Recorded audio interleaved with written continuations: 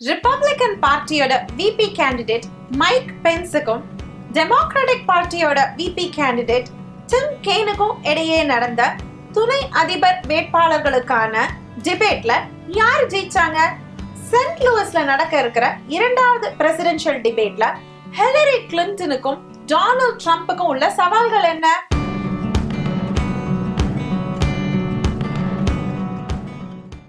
அமெரிக்க அதிபர் தேர்தல் களம் 2016. இந்த வாரம் என்ன நடந்ததுன்னு பார்க்கலாம். ஒயிட் ஹவுஸ் நாட்டாமை ப்ரோக்ராம்காக அமெரிக்கா சேனல்ல இருந்து ஹேமலதா.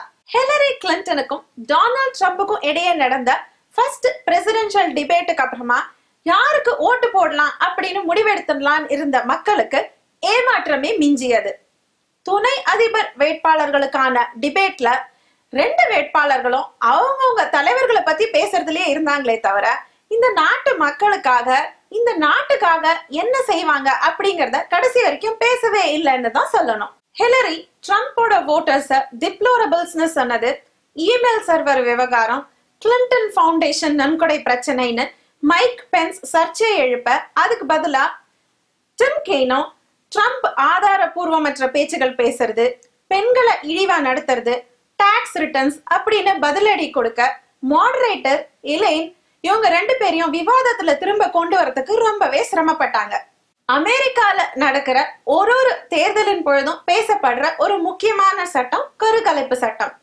கத்தோலிக்க நம்பிக்கைக்கு எதிராக இருந்தாலும் கருக்கலைப்பு சட்டத்தை நான் ஆதரிக்கிறேன்னு டிம் கெய்ன் சொல்ல, கருக்கலைப்பு செய்யற பெண்களுக்கு தண்டனை கொடுக்கணும், அந்த மாதிரி செய்யறதுக்கு அவங்களுக்கு எந்த ஒரு உரிமையும் இல்லைன்னு ட்ரம்ப் சொல்லவே இல்லைன்னு மறுத்து பேசினார் மைக் பென்ஸ்.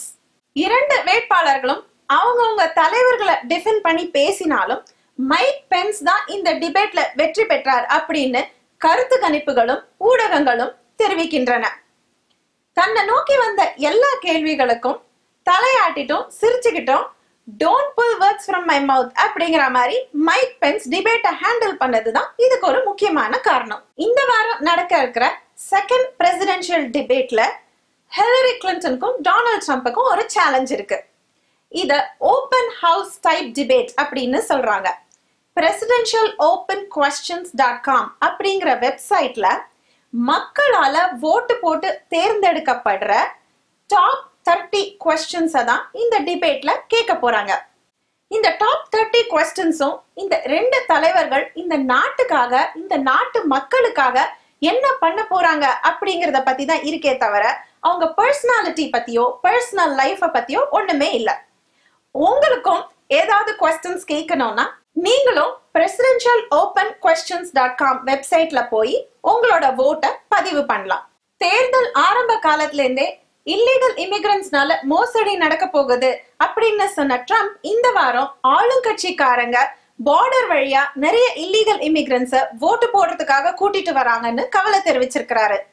அது மட்டும் இல்ல, உங்களுக்கு எவ்வளவு உடம்பு சரியில்லைனாலும் டாக்டர் 2 வாரத்துல உங்களோட உயிர் போக போகுதுன்னு கெடு கொடுத்திருந்தாலும் நவம்பர் 8ஆம் தேதி வரைக்கும் எப்படியாவது உயிரை கையில பிடிச்சிட்டு வந்து எனக்கு ஓட்டு போட்டுருங்க அப்படின்னு சொல்லியிருக்காரு. அப்படி ஓட்டு போட்டீங்கன்னா we love you and we will remember you always அப்படின்னு அவர் கொடுத்த ஸ்டேட்மெண்ட் ஒரு சில மக்களுக்கு இடையே கோபத்தை ஏற்படுத்தினாலும் நிறைய மக்கள் அது ஒரு காமெடியா தான் எடுத்துக்கிட்டாங்க. ரொம்ப ரூடா ஸ்ட்ராங்கா பேசிட்டு இருந்த ட்ரம்ப் ஆஃப் லேட்டா இந்த மாதிரி சாஃப்டா பேசுறதும் காமெடியா நடந்துக்கிறதும் மக்களுக்கு இடையே அவருக்கு ஒரு சாஃப்ட் கார்னரை ஏற்படுத்தி கொடுத்திருக்குன்னு தான் சொல்லணும். ஹிலரி கிளின்டனுக்கும் டொனால்ட் ட்ரம்புக்கும் நடக்க இருக்கிற செகண்ட் பிரசிடென்ஷியல் டிபேட்டை தாண்டி ஒரு விஷயம் இருக்கு. அதுதாங்க புளோரிடா மாநிலத்தையே புரட்டி போட்டு கொண்டிருக்கிற மேத்யூ அப்படிங்கிற ஹரிகேன். புளோரிடா ஒரு ஸ்விங் ஸ்டேட்.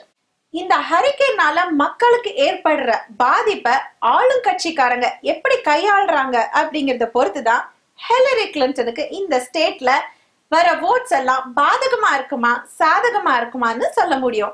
நிச்சயமான தேர்தல் வெற்றி யாருக்கு என்பதை கணிக்க முடியாத நிலைமையில்தான் அமெரிக்க அதிபர் தேர்தல் களம் இன்னும் உள்ளது.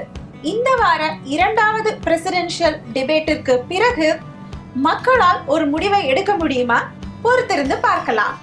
மீண்டும் ஒரு நிகழ்ச்சியில் உங்களை சந்திக்கும் வரை உங்களிடமிருந்து நன்றி கூறி விடைபெறுவது ஹேமலதா from அமெரிக்கா சேனல்.